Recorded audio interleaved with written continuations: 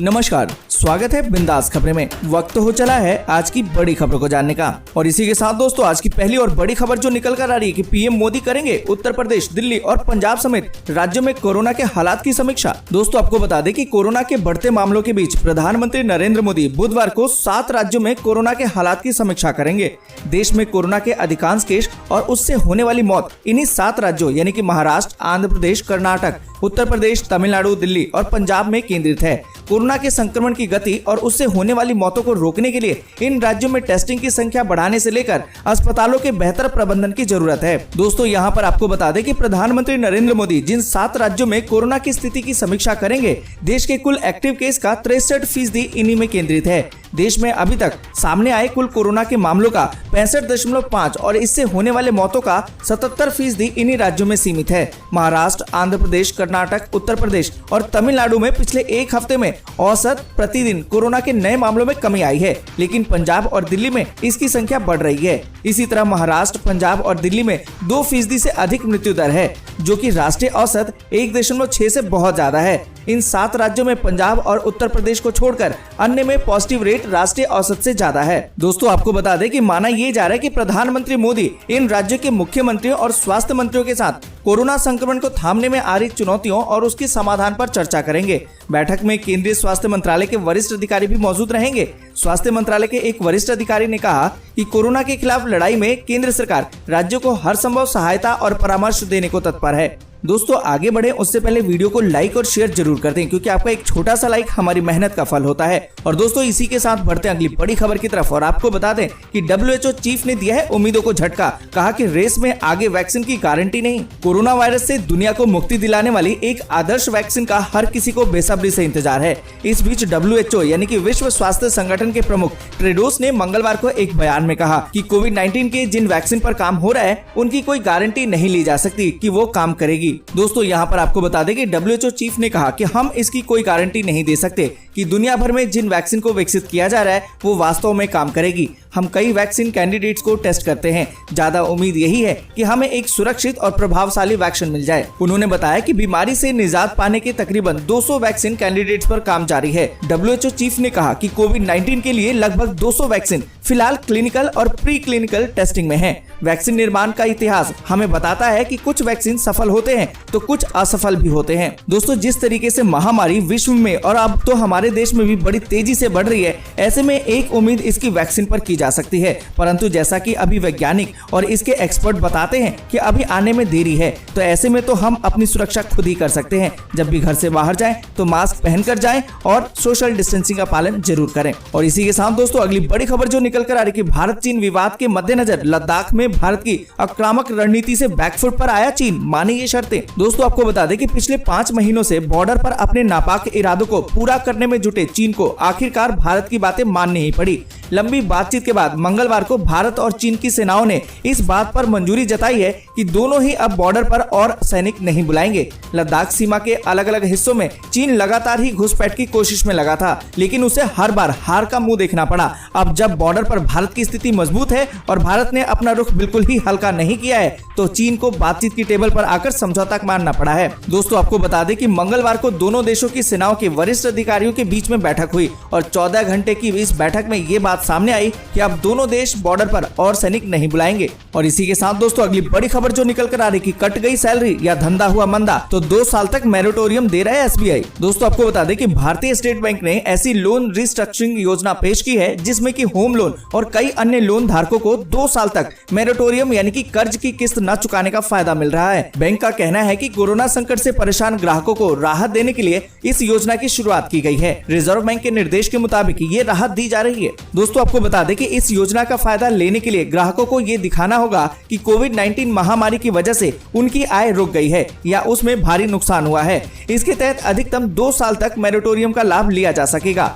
Home loan के मामले में सिर्फ उन्हीं ग्राहकों को इसका फायदा मिलेगा जिन्होंने 1 मार्च 2020 से पहले होम लोन लिया होगा। 2 साल तक लोन की किस्त न चुकाने पर भी ग्राहकों को डिफॉल्टर घोषित नहीं किया जाएगा, लेकिन उन्हें हर साल 0.35% की अतिरिक्त ब्याज देना होगा। इसके लिए ग्राहकों को SBI की वेबसाइट पर जाकर वहां पे अप्लाई करना होगा। बैंक अकाउंट और OTP से लॉगिन करने और जरूरी सूचनाएं मुहैया कराने के बाद ग्राहकों को ये पता चल जाएगा कि वे इसके लिए पात्र हैं या नहीं। उन्हें एक रेफरेंस नंबर दिया जाएगा जो 30 दिन के लिए वैलिड होगा। इस 30 दिन के भीतर वह अपने रेफरेंस नंबर के आधार पर अपनी बैंक शाखा में जाकर मोरेटोरियम के लिए आवेदन कर सकते हैं। सभी जरूरी दस्तावेज जमा करने के बाद ये प्रक्रिया पूरी हो जाएगी। दोस्तों, अगर आप भी SBI के ग्राहक हैं और इस लॉकडाउन में आपके साथ भी ऐसा कुछ हुआ है तो आप भी लोन मोरेटोरियम का फायदा उठा सकते हैं। इस पूरी खबर पर आप क्या सोचते हैं कमेंट करके जरूर बताएं। और इसी के साथ दोस्तों बढ़ते अगली बड़ी खबर की तरफ और आपको बता दें कि चीन ने बढ़ाई इन जरूरी चीजों की कीमत, जल्दी महंगी हो सकती है भारत में दवाइयाँ। दोस्तों आपको बता दें कि भारत और चीन के बीच चल रहे तनाव की वजह से अब भारत में दवाइयाँ महंगी होने वाली है।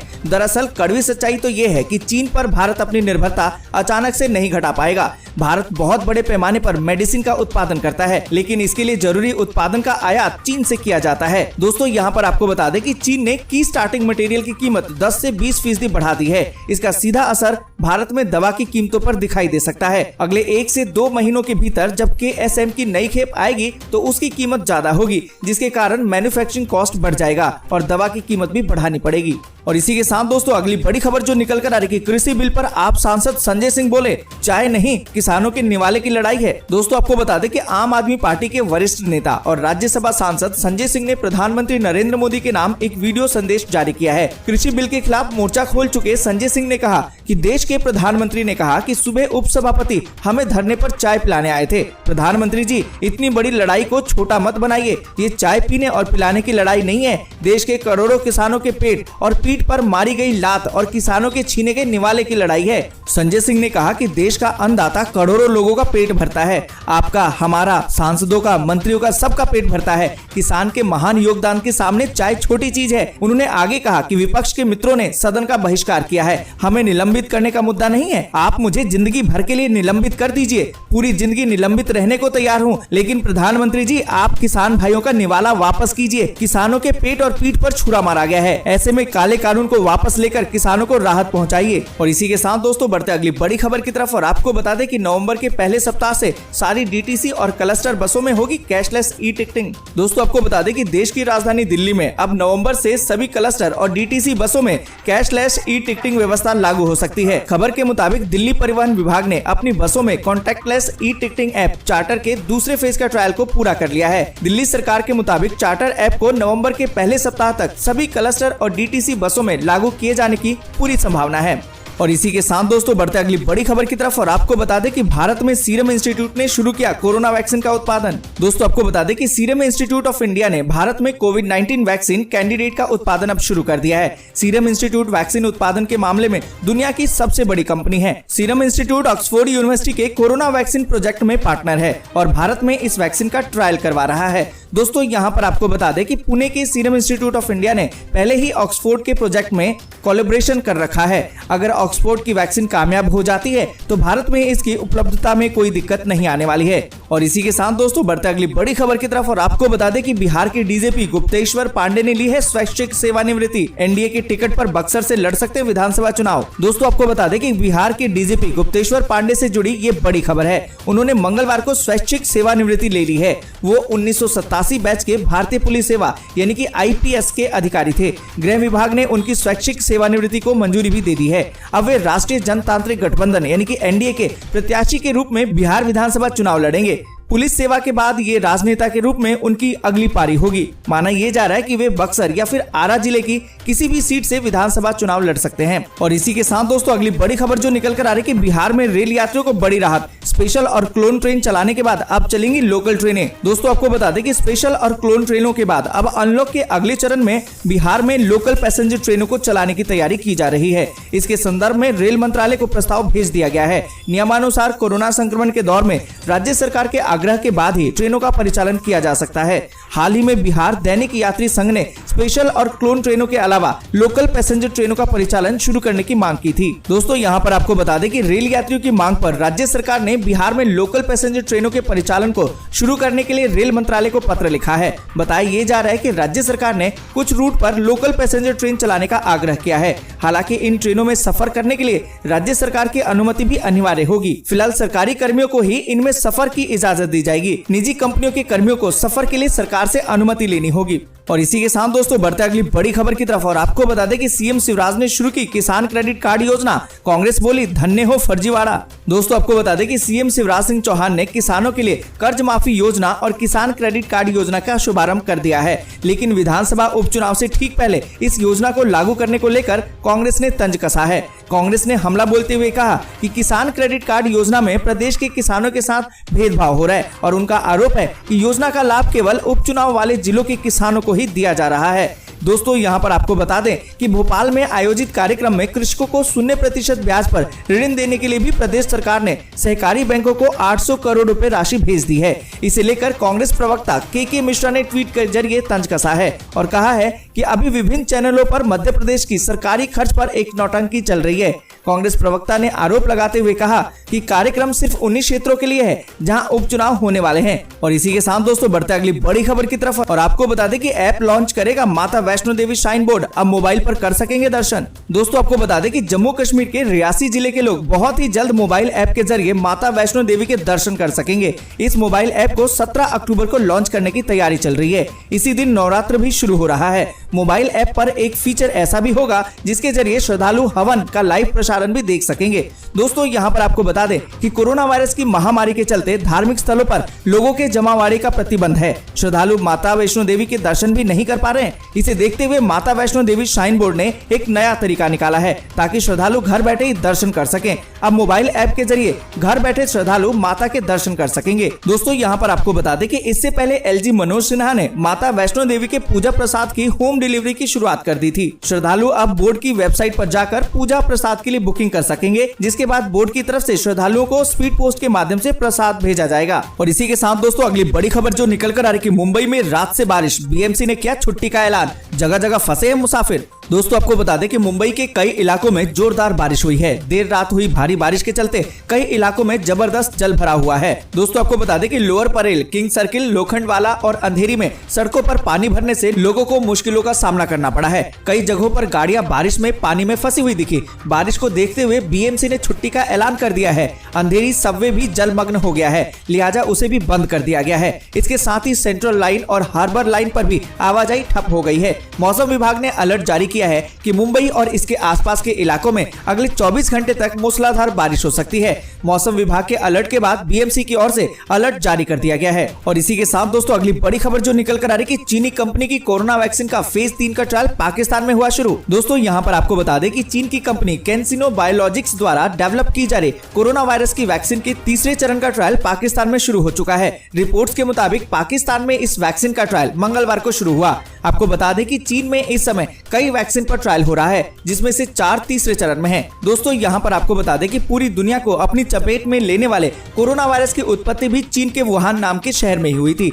तब से लेकर आज तक चीन पर भी वायरस से जुड़ी तमाम जानकारियों को छुपाने का आरोप लगता रहा है। और इसी के साथ दोस्तों अगली बड़ी खबर जो निकल कर आ रही कि फारूक अब्दुल्ला बोले जम्मू कश्मीर में शांति के लिए अनुच्छेद 370 को बहाल किया जाना चाहिए। दोस्तों आपको बता दें कि नेशनल कॉन्फ्रेंस के नेता फारूक अब्दुल्ला ने मंगलवार को कहा कि जम्मू कश्मीर में शांति के लिए अनुच्छेद 370 को फिर से बहाल किया जाना चाहिए। लोकसभा में संक्षेप में बोलने वाले अब्दुल्ला ने कहा कि पिछले साल 5 अगस्त को उठाए गए कदमों के बारे में सोचने की जरूरत है। अब्दुल्ला ने कहा कि मध्य कश्मीर में आज भी मुठभेड़ जारी है, कोई शांति नहीं है जब तक कि हम ये नहीं सोचते हैं कि पिछले साल 5 अगस्त को उठाया गया कदम सही है या नहीं। इन कदमों को वापस लिए जाने के बाद ही शांति आएगी, इसके बिना शांति नहीं हो सकती। सदन ने पिछले साल अगस्त में जम्मू कश्मीर में अनुच्छेद 370 को रद्द करने के प्रस्ताव को मंजूरी दी थी और राज्य के 2 संघ शासित प्रदेशों जम्मू कश्मीर और लद्दाख में विभाजन के लिए एक विधेयक पारित कर दिया था। और इसी के साथ दोस्तों अगली बड़ी खबर जो निकल कर आ रही है 1 नवंबर से शुरू होगी शैक्षणिक सत्र की शुरुआत, पढ़ाई पूरी करने के लिए छुट्टियों में होगी कटौती। दोस्तों आपको बता दें कि कोरोना महामारी के चलते बंद पड़े विश्वविद्यालय और कॉलेजों में 2020-21 के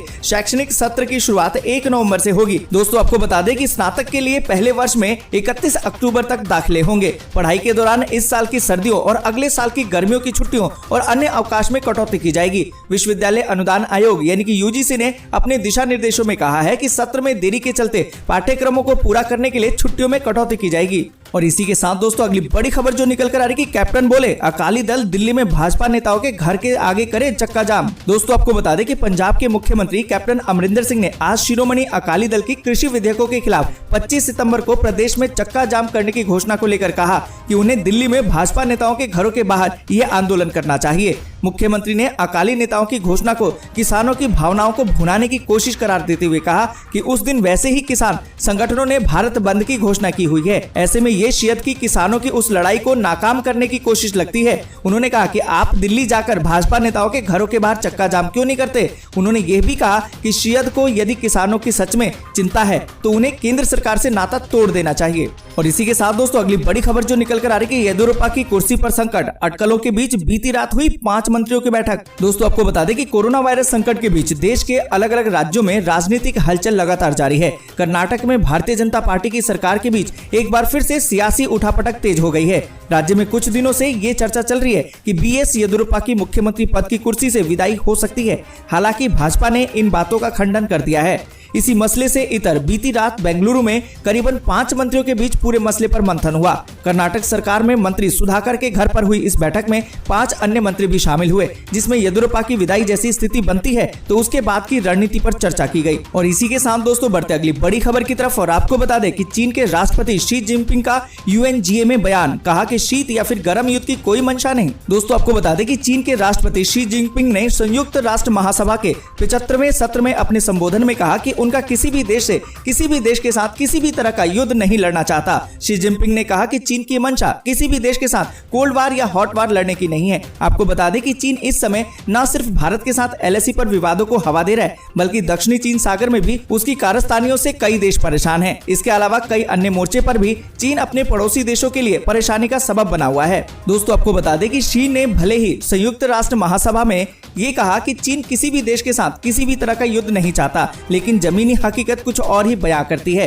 पूर्वी लद्दाख में चीन ने जिस तरह से इरादे दिखाए वे शी के बयान की धज्जियां उड़ाकर रख सकता है। विशेषज्ञों की माने तो अभी भी LAC पर चीन से भिड़ंत का खतरा टला नहीं है। वहीं दूसरी तरफ दक्षिणी चीन सागर में ड्रैगन की आक्रामकता के चलते फिलीपींस, इंडोनेशिया और वियतनाम समेत कई देश तो पहले से ही परेशान रहते हैं। हाल के दिनों में अमेरिका ने SCS में चीन की आक्रामकता को टक्कर देने के लिए अपनी गतिविधियां अब तेज कर दी हैं। और इसी के साथ दोस्तों बढ़ते आगे और जानते हैं मौसम के ताजा हाल को। आपको बता दें कि बीते 24 घंटों के दौरान गोवा और दक्षिणी तटीय महाराष्ट्र के शहरों में भीषण मानसून की वर्षा देखने को मिली है। तटीय कर्नाटक में भी कई जगहों पर मध्यम से भारी बारिश हुई। वहीं पश्चिम बंगाल, असम, मेघालय, उड़ीसा के कुछ हिस्सों, छत्तीसगढ़, झारखंड के कुछ हिस्सों में हल्की से मध्यम बारिश के साथ दर्ज की गई है। साथ ही केरल, तेलंगाना और पूर्वी मध्य प्रदेश में भी कहीं कहीं पर बारिश हुई है। पूर्वोत्तर भारत, बिहार के कुछ हिस्सों, दक्षिणी पूर्वी उत्तर प्रदेश, अंडमान और निकोबार द्वीप समूह, लक्षद्वीप, आंतरिक महाराष्ट्र, गुजरात और दक्षिणी पूर्वी उत्तर प्रदेश और इसके साथ ही दक्षिणी मध्य प्रदेश में कुछ स्थानों पर हल्की से मध्यम बारिश हुई। वहीं तटीय आंध्र प्रदेश और तमिलनाडु के कुछ हिस्सों में हल्की बारिश हुई, जबकि उत्तराखंड में छिटपुट बारिश देखने को मिली। और इसी के साथ दोस्तों आपको बता दें कि अगले 24 घंटों के दौरान पूर्वोत्तर भारत, पश्चिम बंगाल, बिहार, झारखंड, कोंकण और गोवा और मध्य प्रदेश के कुछ हिस्सों में मध्यम से भारी बारिश या फिर गरज के साथ बारिश की गतिविधियां संभव है। तटीय कर्नाटक, उत्तरी छत्तीसगढ़, उत्तर प्रदेश के पूर्वी और मध्य भागों में कुछ स्थानों पर हल्की से मध्यम बारिश के साथ 1-2 स्थानों पर भारी बारिश भी हो सकती है। वहीं विदर्भ, आंतरिक महाराष्ट्र, गुजरात, पूर्वी राजस्थान, उत्तर प्रदेश के पश्चिमी भागों, उत्तराखंड, दिल्ली, हरियाणा, आंध्र प्रदेश, तेलंगाना, केरल और लक्षद्वीप में हल्की से मध्यम बारिश के आसार हैं, जबकि पंजाब, हिमाचल प्रदेश और तमिलनाडु के कुछ हिस्सों में हल्की बारिश संभव है। दोस्तों आज के लिए बस इतना ही। वीडियो को लाइक और शेयर जरूर कर दें और ऐसी खबरों को अपने मोबाइल पर सुनने के लिए चैनल को सब्सक्राइब करें, बेल के आइकन को दबाएं, ऑल नोटिफिकेशन को जरूर ऑन करें।